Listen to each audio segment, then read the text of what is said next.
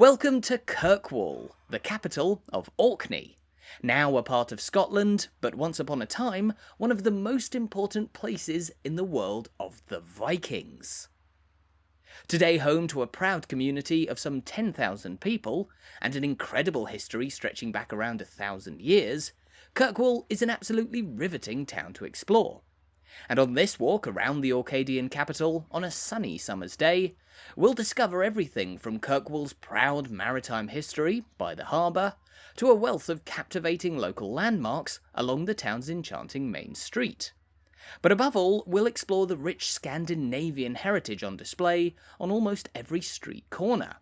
From the spellbinding ruins of a 900-year-old Norse palace, to the modern-day Norwegian Consulate building, and of course the spectacular flag of Orkney, a clear indicator of these islands' proud Nordic legacy.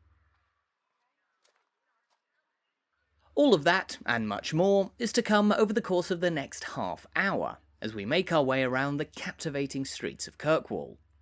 But we begin with what is surely the most famous landmark in this town, and perhaps all of Orkney, the immense Cathedral of St. Magnus. This mighty place of worship, originally founded in the year 1137, is the most complete medieval cathedral in all of Scotland, and it's also the most northerly cathedral in the whole of the United Kingdom, by a great distance. Of course, given its age, St Magnus's Cathedral here was established long before the UK even existed. In fact, the cathedral was founded when Orkney was a part of the Norwegian realm, nominally ruled from across the sea in Scandinavia. Indeed, Orkney remained under Scandinavian control until the 15th century, just over 500 years ago, when it was transferred to Scottish rule. And so today, the capital of Kirkwall here is home to a fascinating blend of Scandinavian and Scottish stories, culture, and architecture. For example, standing just opposite the Great Norse Cathedral, we can see Kirkwall's Victorian-era town hall here, which is designed in a striking Scottish style. This town hall was built in 1886 as the new home for the Council of the Orkney Islands, and it replaced a much older town hall which once stood within the grounds of the cathedral, and which had been haphazardly built using stones from the town's medieval castle and Bishop's Palace, which we'll be visiting shortly. But the new town hall was still built close by, overlooking this green space in the heart of Kirkwall, which, as we can see from this replica of the town's old Mercat cross, is where markets were historically held in Kirkwall. Markets held here were among the most important in all of Orkney, and their venue was known simply as Kirk Green, this being the green out in front of the mighty medieval church. From the outside, St Magnus's Cathedral is a truly spectacular landmark, which dominates Kirkwall's skyline. But on the inside, it's just as beautiful, if not even more so. In fact, let's briefly head inside the cathedral now to marvel at its spectacular stonework.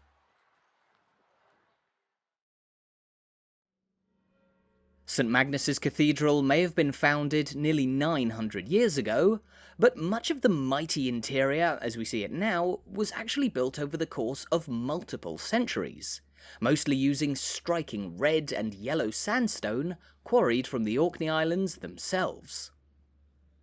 Expertly crafted by a long line of stonemasons, some of whom are said to have worked on the immense Durham Cathedral in England too, Kirkwall's cathedral has very much stood the test of time, not only retaining its beauty and majesty through so many centuries, but also withstanding the many ups and downs of history.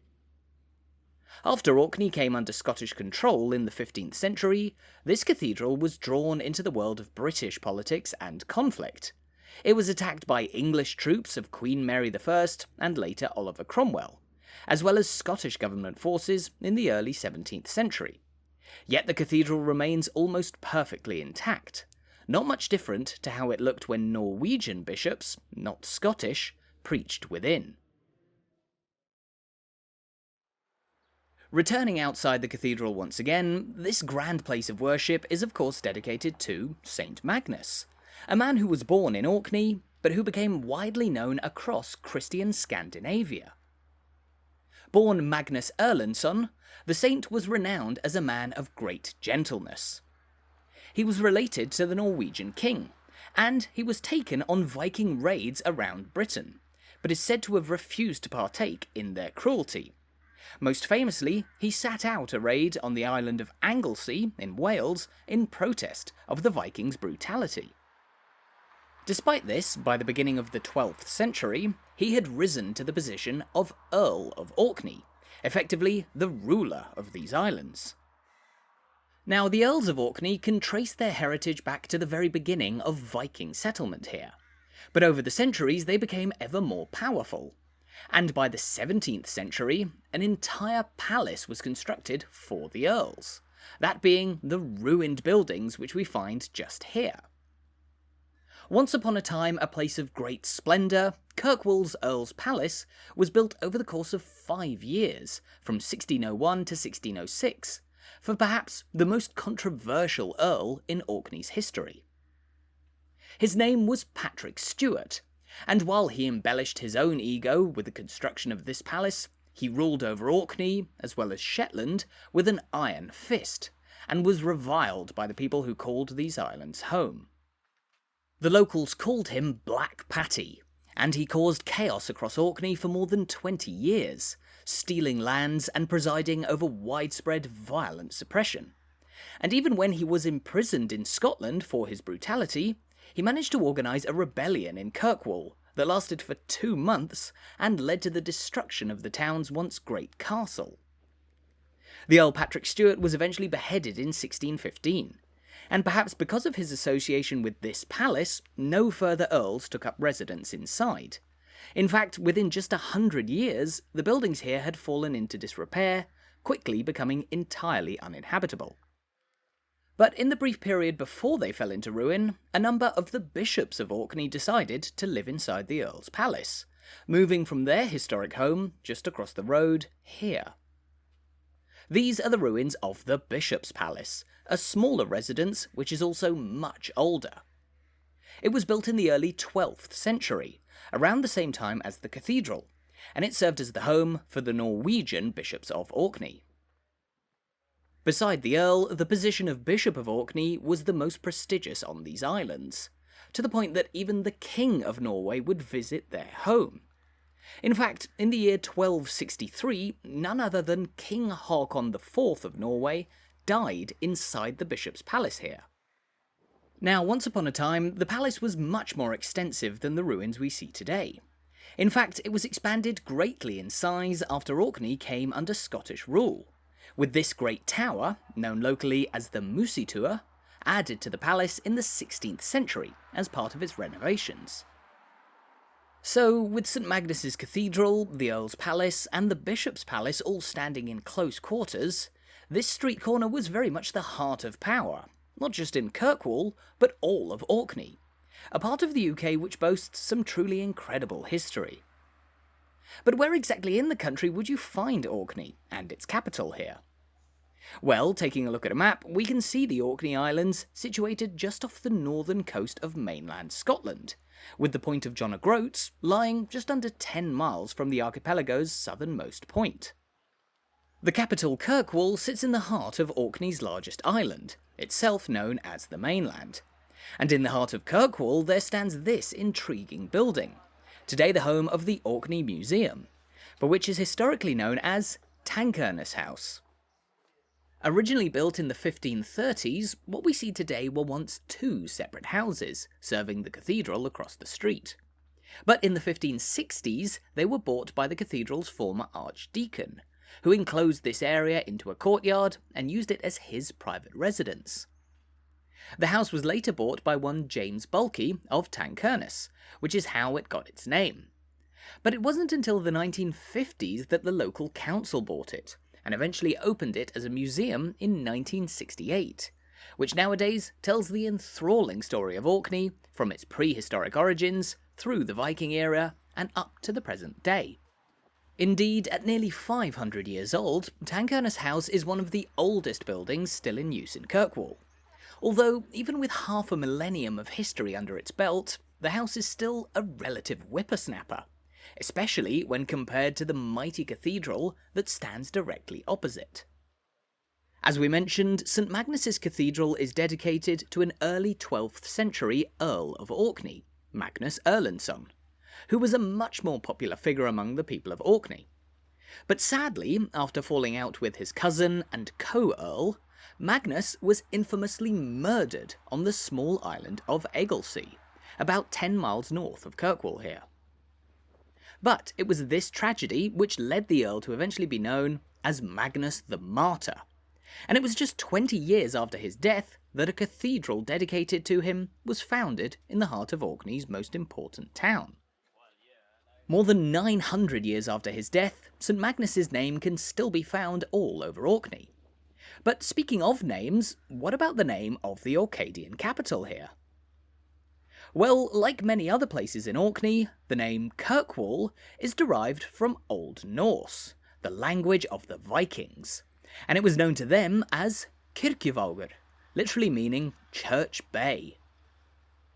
Notably, however, the church in question was not St Magnus's Cathedral. In fact, the kirk in Kirkjuvaugur referred to the much older church of St Olaf, built in the 11th century, once a key landmark for boats searching for Kirkwall's harbour, but of which sadly next to nothing remains today. And it's not the only historic Kirkwall landmark mostly lost to history. Just here on Castle Street we find a plaque which marks the site where the last ruins of Kirkwall Castle once stood. Today entirely wiped away, the castle was originally built in the 14th century, likely as a residence for the Earls. But as we know, an infamous rebellion launched in 1614 by the Earl Patrick Stewart, Black Patty, led to the castle's destruction, after his supporters captured it and held it for 2 months, while being bombarded by Scottish forces. After they were eventually defeated, the Scottish government ordered that the castle here be slighted, deliberately damaged, so that no similar rebellion could use its defences again. And over the following centuries, its stones were gradually stripped away by locals, with the castle vanishing entirely by the late 19th century. Before its complete destruction, the castle ruins were neighboured by this 17th century house, known as the Ridgeland, which served for a period as the town hall and jail, and which now overlooks this narrow alleyway, which is known simply as the Strynd. Its name comes from a Scots word, simply meaning a line or stretch of something, but which can also be used metaphorically to refer to a person's lineage or forebears. And indeed the Strynd here is a good example of the kind of street many of the ancestors of many locals would have once walked along. It's one of Kirkwall's oldest closes, small alleyways which branch off the town's main street, which winds its way from Kirk Green by the cathedral towards the harbour. And that, as we look up at the historic Ridgeland House, is the route that we're now going to follow, making our way towards Kirkwall's historic harbour, along what is now the town's busiest thoroughfare, known in this stretch as Albert Street. Albert Street is well known for its wide collection of shops, but its most famous landmark is actually a tree, which stands here in the middle of the pavement. To the people of Kirkwall, this is known simply as the Big Tree, a sycamore which is thought to have been planted more than 200 years ago, in a garden belonging to a local chemist. It was once one of a trio, but its 2 neighbours were chopped down when the chemist sold the land to be used as shop fronts. Yet this one was saved after an outcry from the townspeople, who had come to use it as a handy meeting place. In fact, even today, if you're meeting a local in the town centre, there's a good chance they'll say they'll see you at the Big Tree. Now, as we walk between the shops of Albert Street today, you'll see plenty of Kirkwall's 10,000 residents out enjoying the sunshine, always a welcome treat on these windswept and often cloudy islands.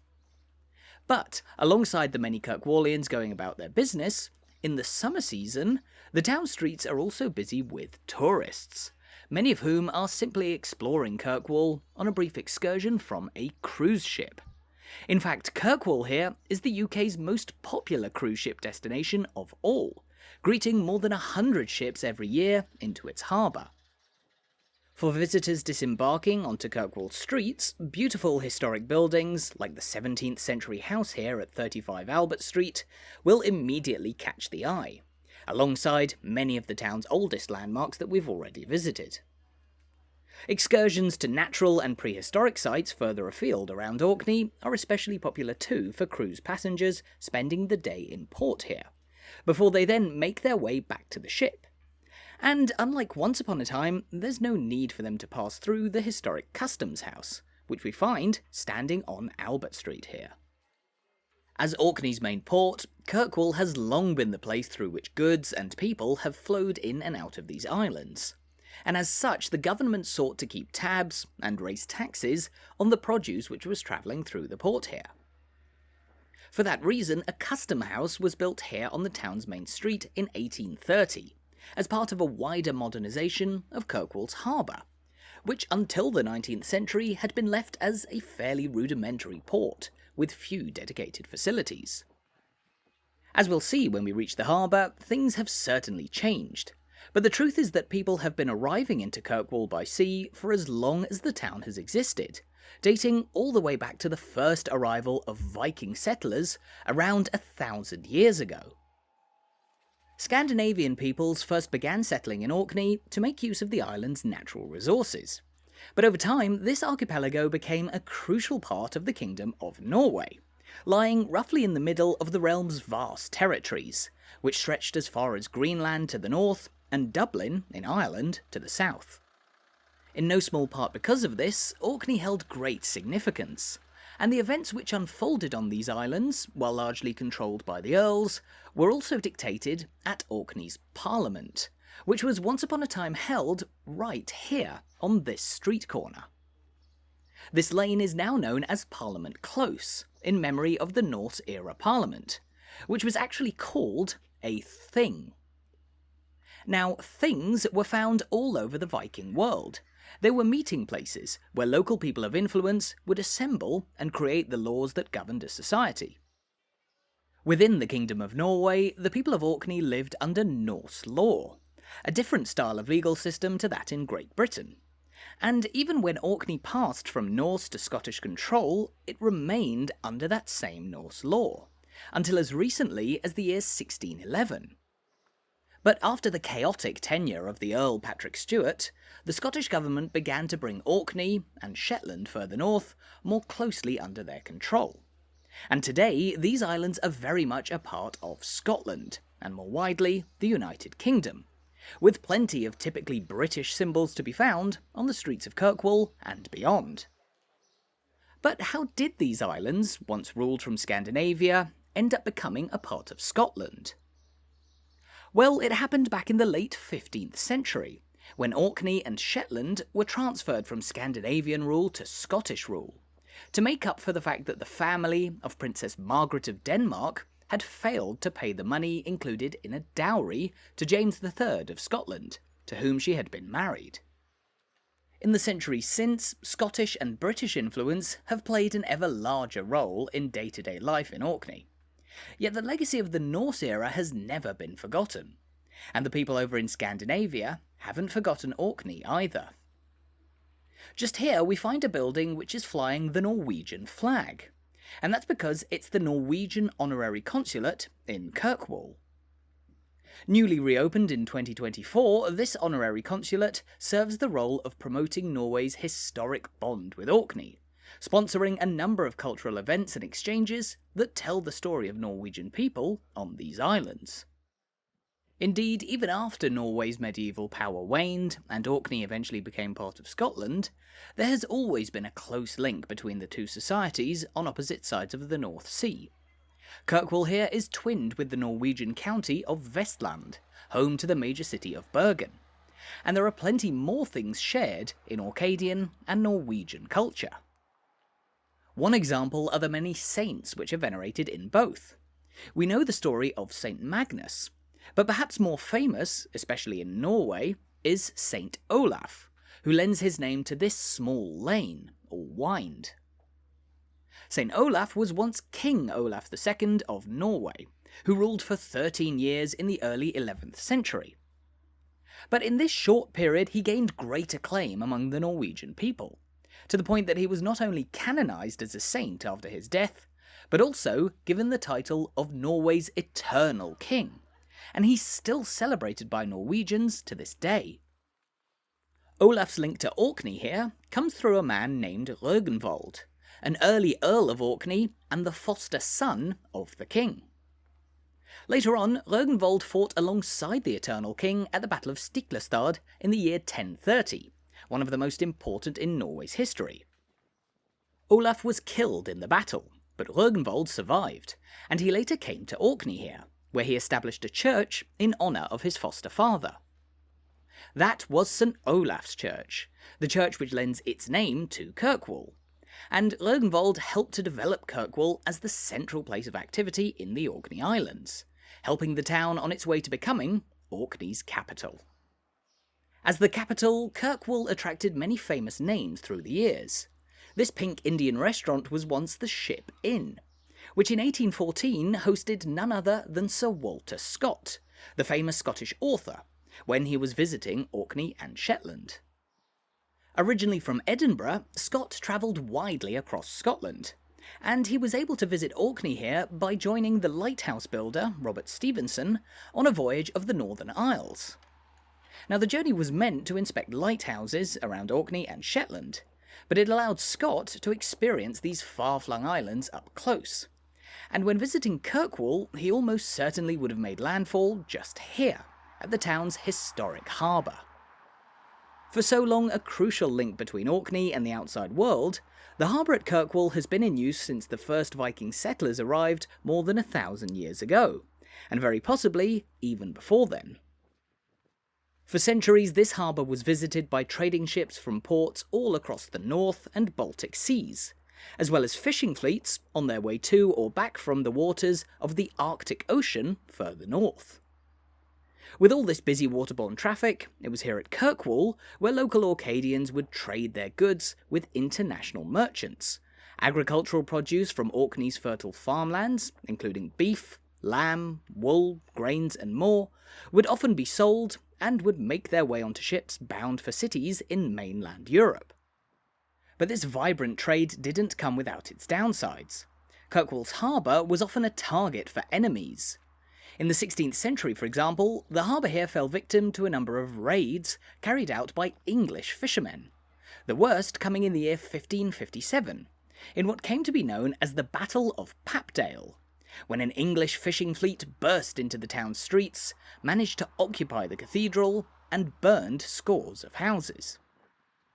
They were eventually defeated though, when thousands of locals, probably nearing half of Orkney's entire population, came to drive them out, and Kirkwall recovered well.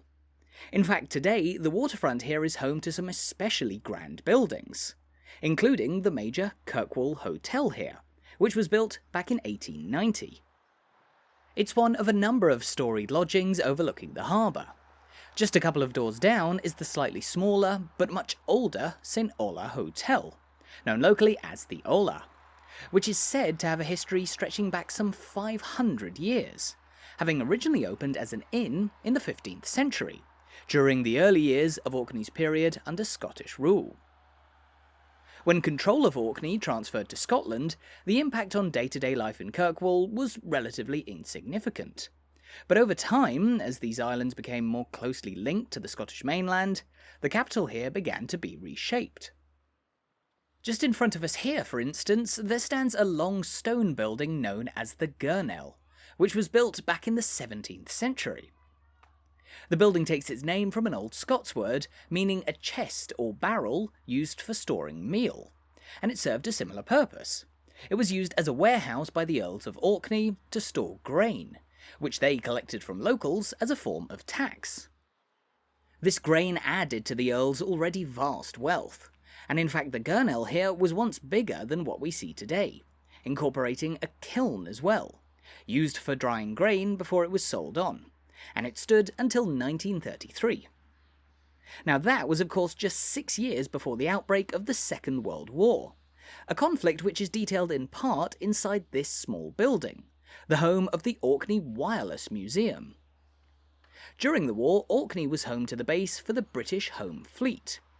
Situated far from German airfields, and therefore out of range of many bombing raids, the vast natural bay of Scapa Flow, in between Orkney's largest islands, was a key haven for British naval ships defending the nation. And despite being located far from the centre of power in London, they were kept in play by a pioneering network of radio communication systems, today on display inside the museum in Kirkwall. Indeed, Scapa Flow was also the base for the Home Fleet during the First World War, and after Germany's defeat in 1918, it was the place where the German fleet was scuttled, or deliberately sunk. The waters in between Orkney's largest islands today, home to a number of wrecked German ships from the era. That is one of many captivating tales from the lengthy history of the Orkney Islands, a part of the world which is today symbolised by this iconic flag, a red, yellow and blue Nordic cross which pays tribute to Orkney's Scandinavian and Scottish heritage. Interestingly, this flag is actually very new. It only became Orkney's official banner after a competition in 2007, and it was designed by a local postman named Duncan Tulloch, who is said to have sketched the design using his grandchildren's crayons. Within the flag, Tulloch incorporated the historic red and yellow cross of St Magnus, the symbol of the Orkney-born man who was martyred on nearby Egglesea, and to whom Kirkwall's magnificent cathedral is dedicated. That having been the landmark that we started our walk with more than 25 minutes ago. And sadly, here on the waterfront, we're approaching the end of our tour of Kirkwall. But before we finish, note the name of the hotel across the road. The Ayre Hotel's history dates back to 1791, and its name comes from an old word for the shoreline here, the Ayre. It derives from the Old Norse word Ayre, and refers specifically to a shingle beach. And for most of history, before Kirkwall's harbour was redeveloped in the 19th century, people arriving into this harbour on large ships would have had to first step onto smaller boats, which could then ferry them to the Ayre here. This remained the case until 1811, when Kirkwall Harbour's East Pier was opened, allowing passengers to simply step off ships and into the town centre. A town centre which, as we've seen, is absolutely full of history and things to see and do. As the capital of Orkney, Kirkwall is a real cradle of the rich heritage to be found on these islands. But there is of course much more to be seen in Orkney than the few urban streets we've seen today. And if you venture beyond the town's boundaries, you'll be spoilt with gorgeous scenery of low rolling hills, among which there lie some of the UK's most spectacular historic treasures. From the stunningly preserved remains of Skara Brae, a roughly 5,000-year-old prehistoric village, to the mesmerising standing stones of Strynd and the Ring of Brodgar, not to mention a wide array of similarly ancient cairns and stone structures in the most unlikely of locations. Boasting 20 inhabited islands, Orkney plays home to a scattering of tiny rural settlements, and a couple of other modestly sized towns. But it is Kirkwall here which is by far the biggest. And as we take in a view of the town's historic seafront here, I hope you've enjoyed exploring the Orcadian capital on this delightful summer's day, and discovering the rich heritage on display. All that remains for me to say is thank you so much for watching. I hope this brief insight into the town of Kirkwall has made you eager to plan your own trip here sometime soon.